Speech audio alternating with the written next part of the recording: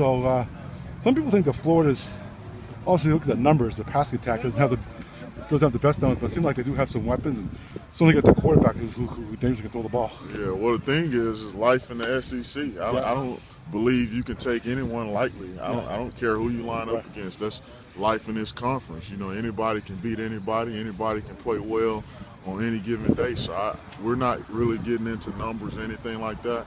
We're just trying to go out and get ready to play a good game this week.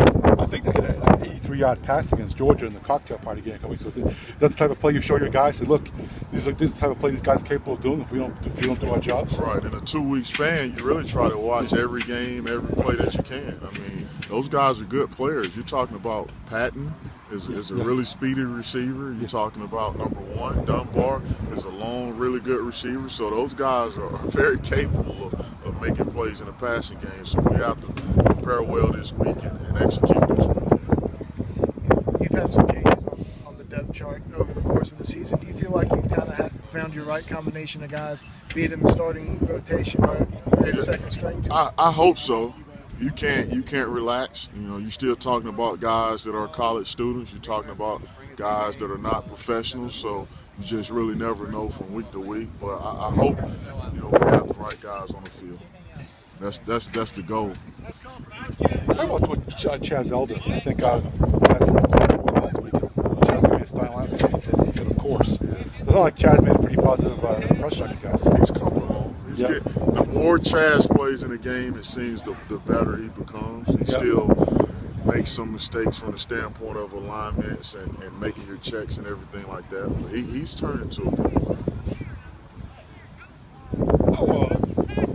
It seems like Victor has really come on a little bit since you guys sat him down for that quarter. Can you talk a little bit about his development and how I guess Coach Spurrier said today he got a lot of votes for Campton. How he's progressed both on and off the field. Right, he's coming along.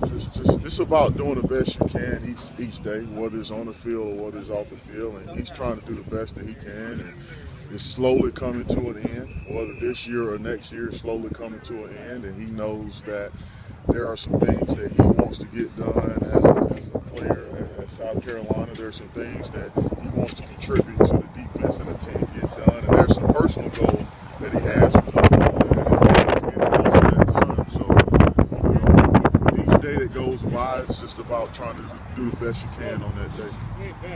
For that same day, Lorenzo said he talked a couple of weeks ago with Victor and Kelsey about the NFL draft. You had a chat with Victor about how he needs to finish this off and how he needs to go about that. Yeah, I have not had any NFL talks with him. Just have my hands full trying to beat Florida this weekend, trying to make it through the season and play well.